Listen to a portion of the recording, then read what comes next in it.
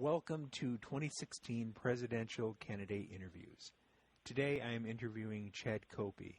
Mr. Koppie is running in the Constitution Party for president. Hello, Mr. Koppie, and welcome to the interview. How are you doing today? Hello, I'm fine. I hope all is well with you and your audience. Thank you very much for calling. All is very well, thank you.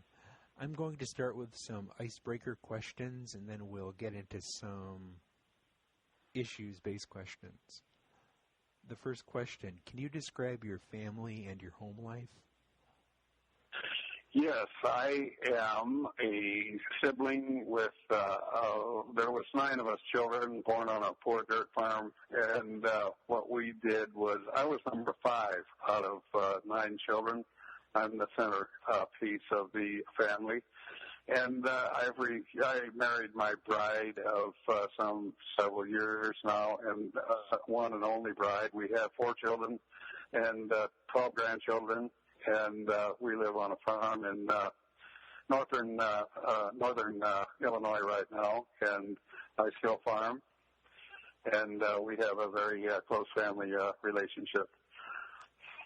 Can you describe your employment and work experience or your work history? Yes. Actually, when we were on the dirt farm that I described, what we did a lot of manual labor, and we farmed with horses. And we had a couple of old tractors, but they weren't very effective in the farming operation that we had. We had mostly the power of muscles of horses and people. And so we were self-reliant pretty much in those years. And I'm not a kid anymore, so I can relate way back to some several years ago when my folks never came out of the Depression. They were Depression people, and they didn't really survive the Depression. In other words, when the rest of the country was coming out of the Depression, we were still in the Depression. So I know all about the Depression, where there was not really enough just to go around all the time. But we were happy. We were self-reliant. We were sufficient. We got along quite nicely. What are your hobbies and interests? Well, I like to hunt and fish, and of course I like local baseball, basketball, and of course the baseball clubs from Chicago. I like the Cubs especially, and I follow them. And the Bears is my favorite team, of course. So I watch football, basketball, follow along, and go fishing and hunting. Like the pheasant hunt out in the states like South Dakota and Iowa and places like that. I go out there occasionally. Do you have any favorite restaurants or places you like to eat out? Family restaurants, local family restaurants is where we like to go. And, of course, if there is a family restaurant that might have beer on the menu, I wouldn't mind having a beer once in a while when we go out to eat. Do you have any favorite fast food joints? Well, I go to Wendy's occasionally, and that's not a bad place to go because it's good fast food, and it's reasonably priced, it's fast, and very clean, very efficient. Any favorite junk foods, anything you don't let your wife watch you eat? Chili. Okay. I like chili. Any favorite TV shows or movies? Well, I'm a John Wayne fan. Of course, he's long gone, but I like to watch his old movies and one thing another like that. And, of course, there's It's a Great Life movie. It's one of my very favorite movies. It's a Wonderful Life, I think, is what it's called. But I liked that was a Depression era movie, and I could certainly identify with that in a lot of respects. Do you have any pets? Yes, we have a black Labrador, and his name is Ozzy, and he's a wonderful dog. He's a very protective dog too. In other words, he looks after us. And the final icebreaker, get to know you question. Can you name a song that might describe you that you would consider maybe an anthem or a motto? America the Beautiful. Okay. And now on to the serious questions that hopefully people care about also. Number 1, why are you running for president? Well, Well, the leadership of this country and the Congress of the United States and all of the machinations that are going on in Washington and even right down to the local levels, this country is in a lot of trouble. And what I'm a student of history, and I'm a student of the current events that are happening, and they're frightening. In other words, I think that the Republic of the United States of America is in dire danger, and what I would like to do is do whatever I can do to rectify that. And of course, I'm talking the progressive movement versus the conservative movement. I come from the conservative side of the issues. What abilities do you bring to the office of the president? So much activity and so much longevity in the trenches. In other words, I've been in the furnace of the American dream, and the furnace of the American dream is not a good way to describe it. However, I've been in the private sector for so long, and I've had very little to do with being involved with the government programs and one thing or another, that where I am is self-reliant, my family, myself, all of us, all the Koppie family are reliant, self-reliant, self-sufficient, and that's the only way that the American dream can prevail is to get back to reliance, self-reliance, and get out of this government. Government is so powerful today. They're all consuming, and we've got to get away from that. Are there any presidents that you look upon with favor that have aspects of their presidency you would try to emulate or be like? Well, naturally, of course, there's been Ronald Reagan, and before that there was way back when in the early 1800s was Andrew Jackson. And Andrew Jackson had to come to the salvation of the country by getting rid of the Bank of the United States, which is the equivalent of today's Federal Reserve Bank. So he eliminated the Bank of the United States and put America back onto a sound footing where we were able to do the Industrial Revolution and all that, which, of course, is history now. But if it hadn't been for Jackson, we probably couldn't have even survived way back then. And then, of course, as current leader is Ronald Reagan. I shouldn't say currently, but recently, we had a recent president. Of course, he's been gone for some time now, too. But Ronald Reagan, the Reagan and Jackson administrations I admire. Are there any presidents that you don't look on with any amount of favor that have aspects of their presidency you would not want to be like, and why? Well, there's William J. Clinton, and of course, then there's his wife, who is his constant companion, who is currently running for the presidency, and they are of the progressive bent, the socialist bent, and of course, before that and after that, of course, is our current president, Barry Obama, and he's very progressive. He's far more progressive even than Clinton was. So, no, I don't admire the activities of these gentlemen, and I think that they've done serious harm to our republic. Are there any functions of government that you would like to decrease or even abolish? The first thing to abolish is the Federal Reserve Act of 1913. That is a private banking institution that enables all of this deficit spending, all of this funding of the progressive movement in the government, all of this funding of the bureaucracy, which run of a bill now of some $18 trillion that I don't know how we can possibly pay that debt. But we have a current debt of $13 trillion and rising at the rate of $500 million a day. And how is that ever going to be sustainable? And this $500 million a day, that's added on to the $18 trillion.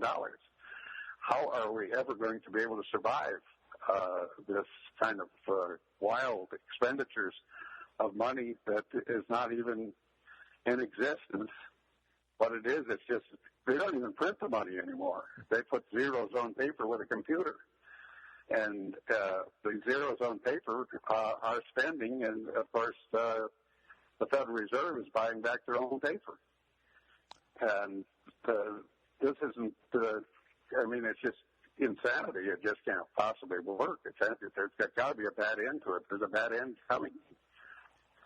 Are there any functions of government you would like to add to or increase? Is there maybe a department missing that you would like to put in there? I'd like to put in a flat tax. Get rid of the income tax and the 16th Amendment that created the income tax, which, by the way, has never been confirmed or ratified. The 16th Amendment's never been ratified. That's the income tax, federal income tax, and of course the IRS is a collecting agency for the income tax people, or for the income tax amendment. And the IRS is abusive, and we have to replace that with a flat tax. That would be one of my primary endeavors as President of the United States. Can you describe your stance on the abortion pro-choice issue? Yes, I am widely known in conservative circles as being unabashedly pro-life. In other words, from conception to natural death. That's where I come down. I'm unabashedly pro-life, and the American concept of the abortion issue is not even reasonable.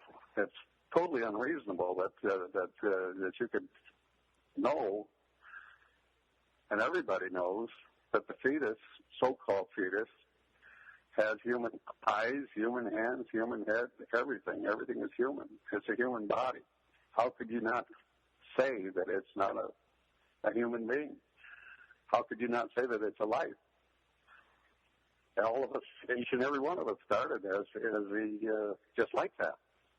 How could you possibly, with any kind of reason, not understand the concept that this is? We've gotten rid of something like 4,000 American children every day for the last 25 years? About 40 million, I've heard, maybe more. 40 million. Isn't that amazing? Yep. Isn't that amazing? And how many George Pattons, how many George Washingtons, how many engineers, how many astronauts, generals of the Army, admirals of the Navy, teachers. Every sixth chair in every home is empty because of the abortion issue. What role should our military play in the world? I'm a firm believer in what Theodore Roosevelt said some 100 and some years ago, and that was that walk softly and carry a big stick. You have to have a defense mechanism, and a standing Army, a standing Air Force, standing Navy, ready to go at all times, and you have to have the equipment that they need to deal with any situation that might arise. But I'm not a warmonger. In other words, walk softly, carry a big stick, and if you intend to do harm to the United States of America or any of its citizens, be prepared for the worst, because that's where we're going to go. How would you handle immigration and border security? That's a real tough question, because there are so many situations where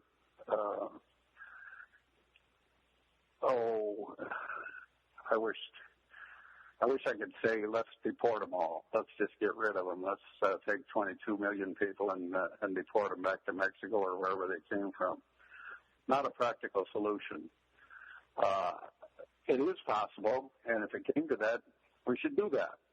In other words, if there's no other viable solution, we should do that. Okay, but the next thing is prepare.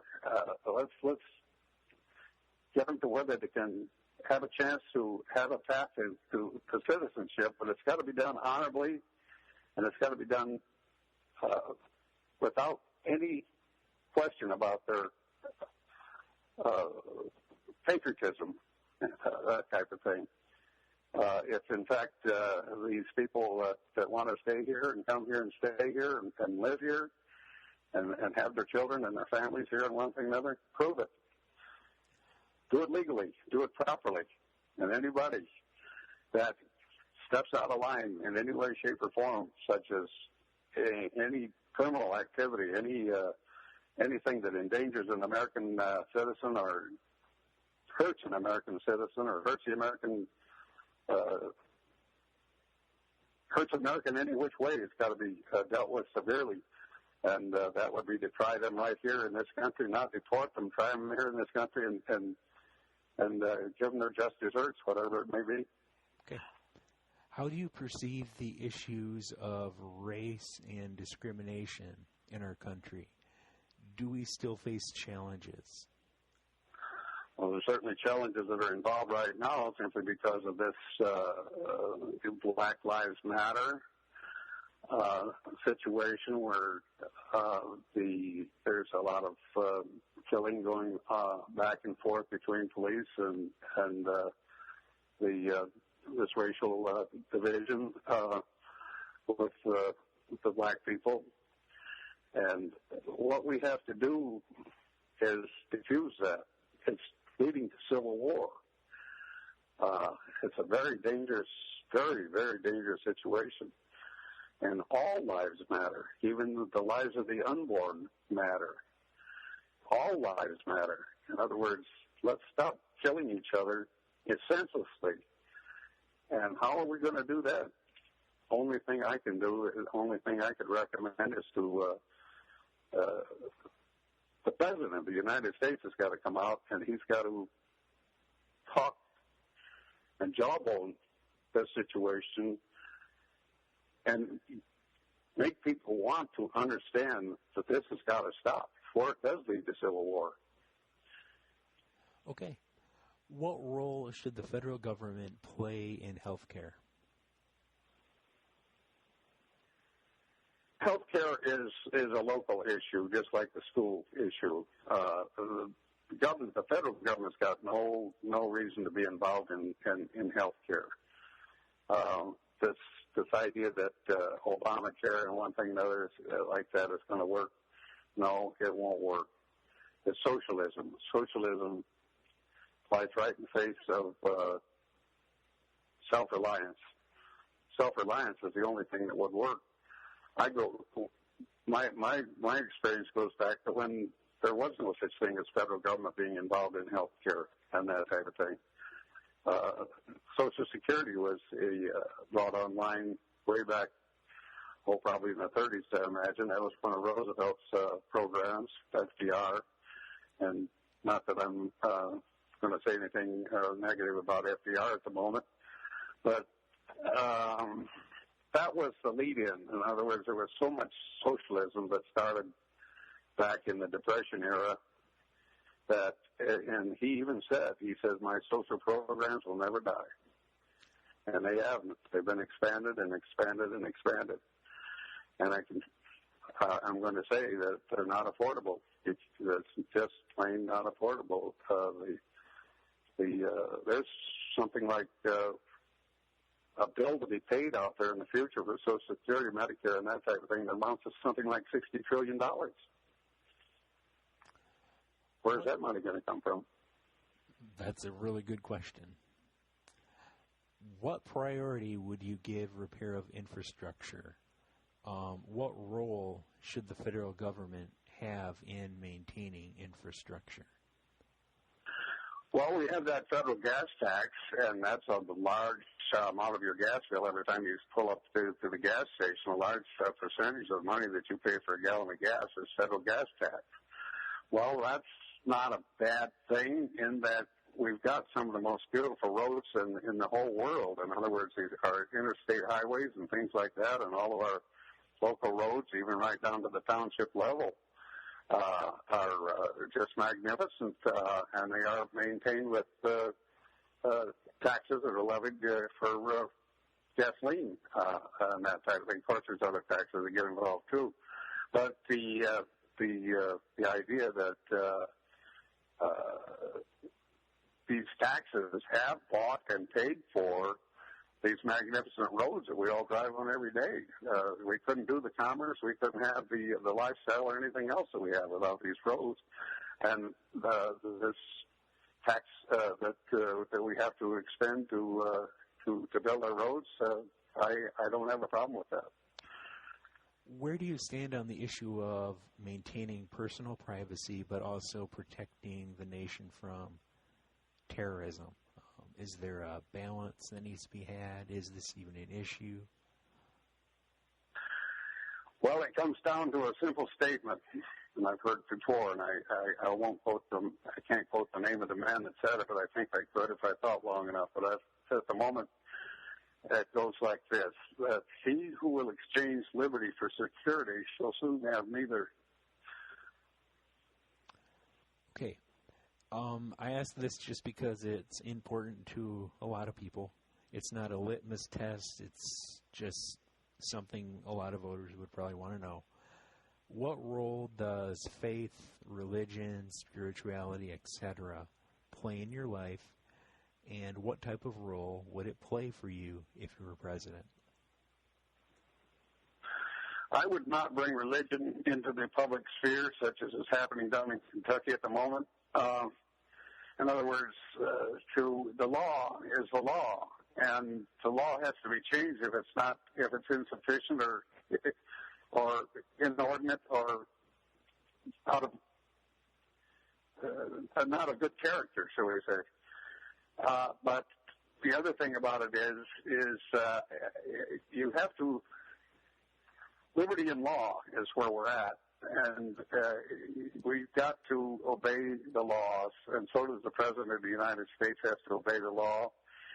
And if, in fact, there's going to be executive orders, stacked on an executive order in order to have your way on an issue because that's what you think is good or that's what your handlers tell you, and I'm talking about handlers.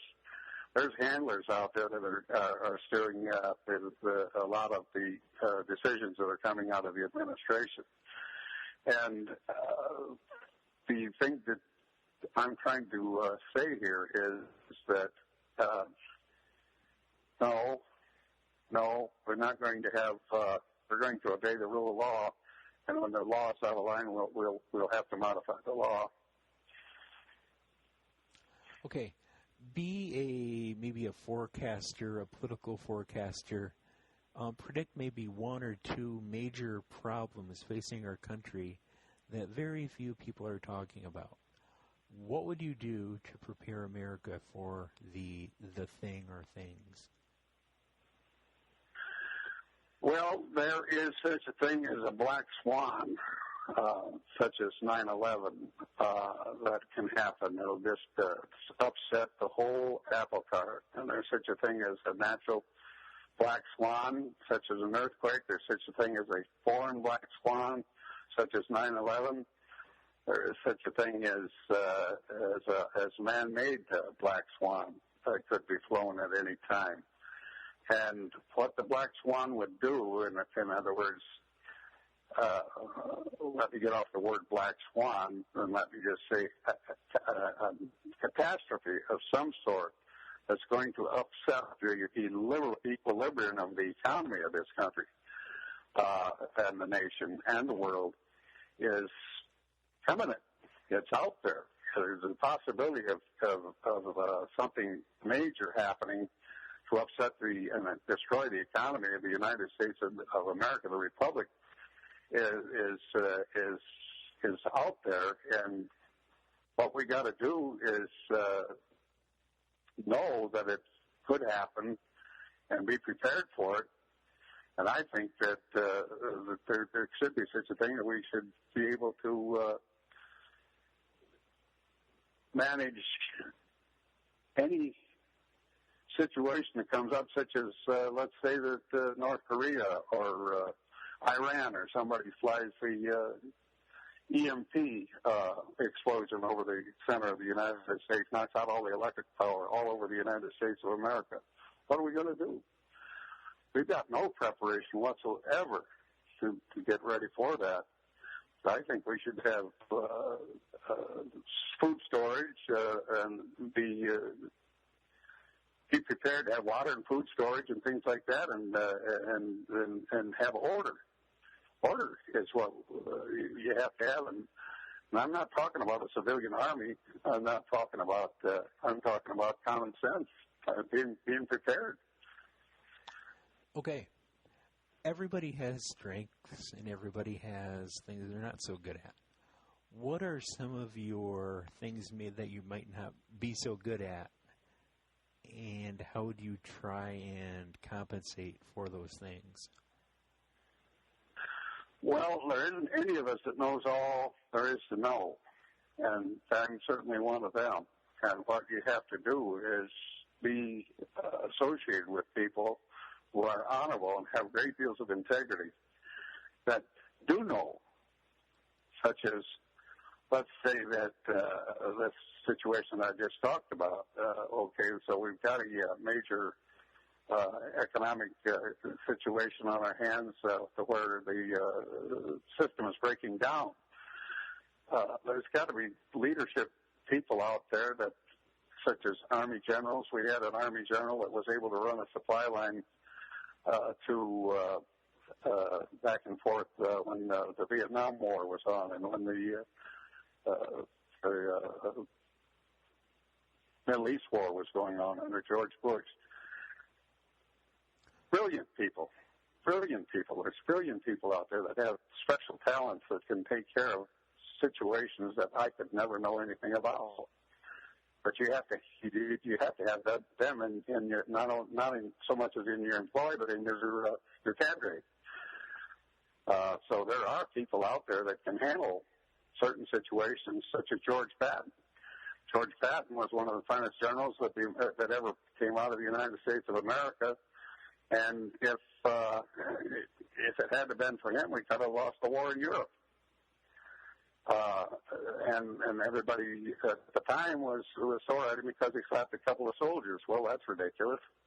But anyhow, there's people that can take care of things, and you have to know who they are, how to get them, and trust them, and let them have their way. Let them do their job. Are there any other issues you want to discuss, anything you want to get off your chest that we haven't covered in the questions already? There's a big question in my mind that of all of the intelligentsia there is in this world and in this country, the United States of America, we have our universities, we have our think tanks, we have our Congress, we have our Senate, the Congress and the Senate, or the House of Representatives and Senate of the same Congress.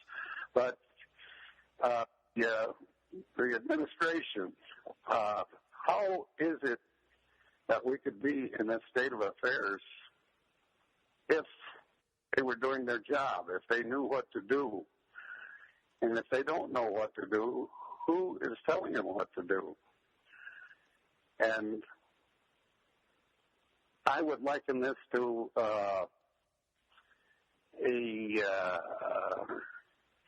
shall we say, in Germany they had submarines, they called them wolf packs. In World War II, in 42 and 43, they had such a time when they were almost ruling the waves on the North Atlantic because they were so stealthy and so treacherous, and they ran in packs. And what they did was you couldn't find them. You didn't know where they were at. We couldn't deal with them. And then they would take a cheap shot and kill hundreds and hundreds of people, ship tons and tons of shipping, and just go away happy. They called it the happy times, the Germans did, the German people and the German Navy and Hitler and those people. Well, I'm concerned that we have a wolf pack out there someplace, not in the United States so much as in the world. It's a worldwide thing. That we have submarine commanders out there that we don't know about, and it's just an analogy. This is what it is. It's a comparison. How could you know where they're at, what they're going to do, and yet they're able to do all of this damage? So how come, with all the intelligence and everything else, how could this country of ours, our republic, be in this trouble it is if there wasn't some sort of a stealth brigade out there some way, somehow, that is steering this whole thing, and their ultimate goal is the destruction of the United States of America's republic. And it's working. I worry about that. Okay, and now for some closing remarks. In 2 minutes or less, tell us why we should vote for you. Oh, because I have vast knowledge. I have been very practical. I've had very practical applications. I've had tremendous responsibility. In other words, when I was flying the jet airplanes across the Atlantic, I flew for Delta Airlines for 35 years as a senior jumbo jet captain. And I flew all into Eastern and Western Europe and places like that. But tremendous responsibility with 306 passengers and maybe a crew of 14 on that, maybe all on that crossing across the Atlantic one way or the other. Tremendous responsibility all of my life with family and things like that. Self-reliance. Have had very little government assistance in my life. Had a lot of government interference in my life. In other words, many, many times the government has interfered with the productive schedule that we had established. Myself, my family, my friends, my neighbors, and all of Americans are being held back by government power and government bureaucracy and taxing and spending and people just getting in the way of the real productive people. We're a productive nation. The only way we can survive is produce, and our production capacity is being destroyed with bureaucracy and government rules and regulations. And the federal people are teaching the states how to act, or showing them how to act, and the counties and even the towns and cities and townships are emulating the federal government because of politically correct. The politically correct situation, but the news media is the handmaiden of whoever it is, whatever power there is that's trying to destroy this nation, whether it's secret or out in the open. But the power that comes from the taxers, the spenders, and the power people that are ruling the whole system of the United States, not only ruling it, they're ruining it. And I think by design. I'm worried that it's by design. Okay. Thank you, Mr. Koppie, again for participating in this interview. Thanks again to my listeners for listening. Be sure to check back again in the future for more candidate interviews. Have a good day, and remember to keep informed, be passionate, and most of all, be involved. Thanks again, Mr. Thank you very much. Thank you and your audience as well. Thank you, all of America.